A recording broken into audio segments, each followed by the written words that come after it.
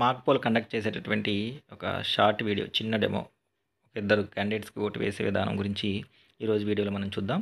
అట్లాగే ఈ control units అంటే బ్యాలెట్ ఇచ్చేటటువంటి కంట్రోల్ యూనిట్స్ ఏవైతే ఉన్నాయో వాటికి ఇన్ఛార్జెస్ అయినటువంటి ఓపీఓ3, ఓపీఓ4 ఎవరైతే ఉన్నారో వాళ్ళు బ్యాలెట్ ఇచ్చే ముందు వాళ్ళు ఫాలో అవ్వాల్సినటువంటి కొన్ని ఇన్స్ట్రక్షన్స్, అంటే మన ఓటింగ్ ప్రాసెస్ ఏదైతే ఉందో అది జాగ్రత్తగా జరగాలి అంటే ఎలాంటి ఇన్స్ట్రక్షన్స్ ఫాలో అవుతే 17Aలో ఉన్నటువంటి నెంబర్ ఆఫ్ ఓట్స్ రికార్డెడ్, ఈవీఎంలో ఉన్నటువంటి ఓట్స్కి మనకి డిఫరెన్స్ లేకుండా ఉంటుంది. వాటి గురించి కూడా మనం ఒకసారి చూద్దాం.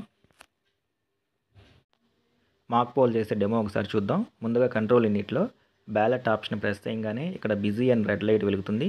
వెంటనే బ్యాలెట్ యూనిట్లో గ్రీన్ లైట్ వెలిగి మనం ఎవరికైతే వేయాలో ఆ బటన్ నొక్కగానే రెడ్ లైట్ వెలుగుతుంది. వీవీప్యాట్లో మనం వేసినటువంటి సింబల్ 7 సెకండ్ల పాటు డిస్ప్లే అవుతుంది. డిస్ప్లే అయిన తర్వాత మళ్ళీ కంట్రోల్ యూనిట్లో బిజీ ల్యాంప్ రెడ్గా వెలుగుతూ బీప్ శబ్దం వస్తుంది. ఈ రెడ్ లైట్ ఆరిపోయిన తర్వాత మాత్రమే మనం నెక్స్ట్ ఓట్ ఇవ్వాలి. అప్పుడు ఇది ఆరిపోయిన తర్వాత మళ్ళీ బ్యాలెట్ బటన్ నొక్కాము, రెడ్ లైట్ వెలిగింది.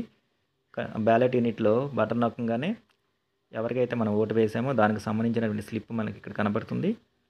నెక్స్ట్ మళ్ళీ కంట్రోల్ యూనిట్లో బీప్ అని చెప్పే శబ్దం వస్తూ రెడ్ లైట్ వెలుగుతుంది. ఈ రెడ్ ల్యాంప్ ఆరిపోయిన తర్వాత మాత్రం ఇంకొకరికి ఓటు ఇవ్వాలి.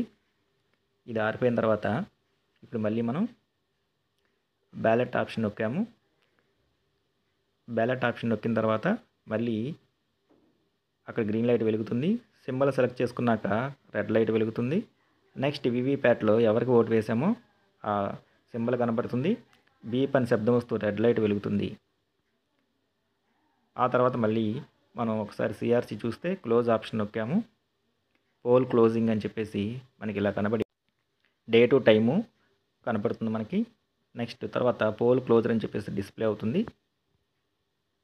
తర్వాత రిజల్ట్ అని ఆప్షన్ ప్రెస్ చేయగానే కంప్యూటింగ్ రిజల్ట్ అని చెప్పేసి పోల్ రిజల్ట్ క్యాండిడేట్ వైజ్గా ఎన్ని ఓట్లు పోల్ అయ్యాయి అని చెప్పేసి మనకి ఇలా డిస్ప్లే కనబడుతుంది. ఆ తర్వాత చివరిలో మనకి అన్నీ కూడా అయిపోయిన తర్వాత ఎండ్ అని చెప్పేసి కనబడుతుంది. ఇప్పుడు రిజల్ట్ కూడా చూసాము. నెక్స్ట్ క్లియర్ అనే ఆప్షన్ ఏదైతే ఉందో అది ప్రెస్ చేయగానే డిలీటింగ్ పోల్డ్ ఓట్స్ అని చెప్పేసి ఇలా కనబడుతుంది. ఈ విధంగా సిఆర్సి అనేది మనం చేయాల్సి ఉంటుంది.